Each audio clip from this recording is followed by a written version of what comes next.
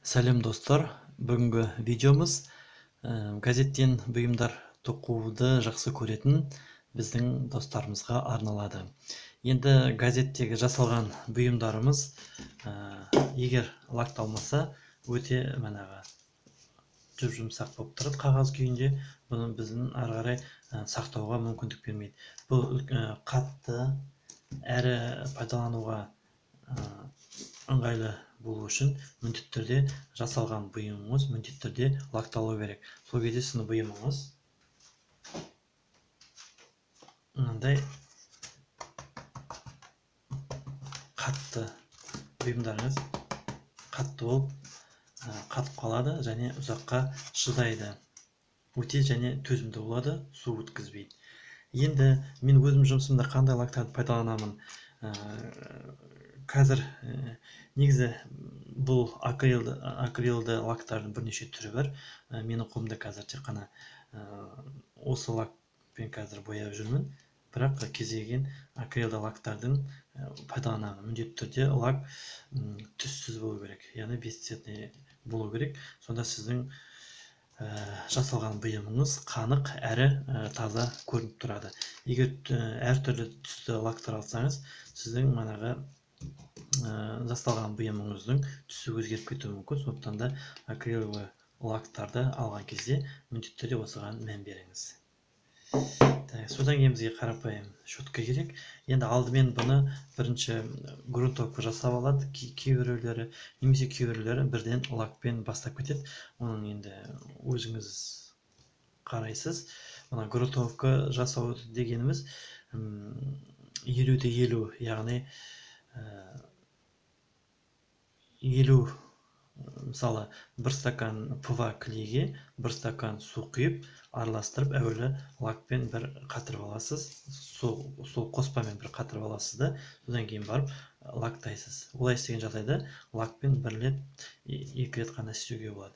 Егер газетті бірден жасалған бұйымыңызды бірден лактайтын болсаңыз, онда міндетті түрде 2-3 рет лакпен өтіп шығуыңыз керек.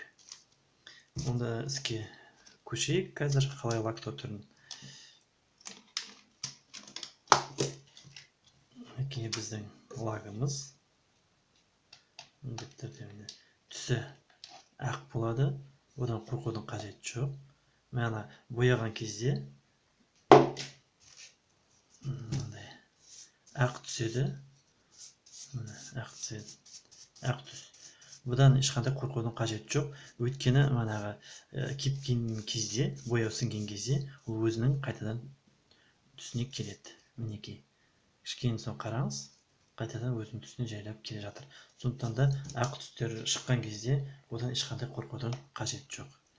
Түссіз акриловый лак, түсі осындай ақ болады. Мінекей.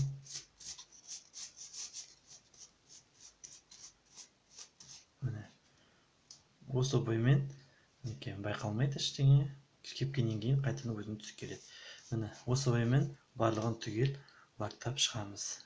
Ендеше бәрін түгел лактап шығайық, ары қарай содан кейін көреміз. Мінекей барлығын түгел лактап шықтық. Енді біздің бұл осы байқасаңыз кішкене ақшыл түстер көрініп тұр. Мінекей ештеңе етпейді. Кепкеннен кейін өзі сорғып, өзің бұрынғы қалпына келеді. Содан кейін түсіңіз кішкене бұрынғыдан да қанық болып көрініп тұрады. Енді осы кепкеннен кейін тағы бір лактап жіберіңіз. Содан кейін тағы да жылтырап тұрсын десеңіз, тағы бір лакпен өтіп шығыңыз. Сонда сіздің бұйымыңыз ұзаққа шыдайтын болады. Егер көп бірнеше рет пайдаланғаннан кейін өзіңізге түсі бүтірі қозғалып, мысалы 1-2 жыл пайдаланғаннан кейін ұзаққа шыдайды. Өйткені бұдан жасалған бұйымдар 1 жыл өткеннен кейін өзіңізге қағазыңыз қозғалып, жұмсақ көрінсе, қайтадан лактап жіберсеңіз, сіздің жасаған бұйымыңыз қайтадан бұрынғы алғаш жасаған күйіне қайтып келеді. Сондықтан да ешқандай қорқудың қажеті жоқ. Мінекей осы бұйымды өздеріңізге ары қарай пайдалана беріңіздер. Мына астына лактап жібердім. Қазір бәрі кеуіп қалады. Мінекей, осылай жалғастыра береміз. Рахмет.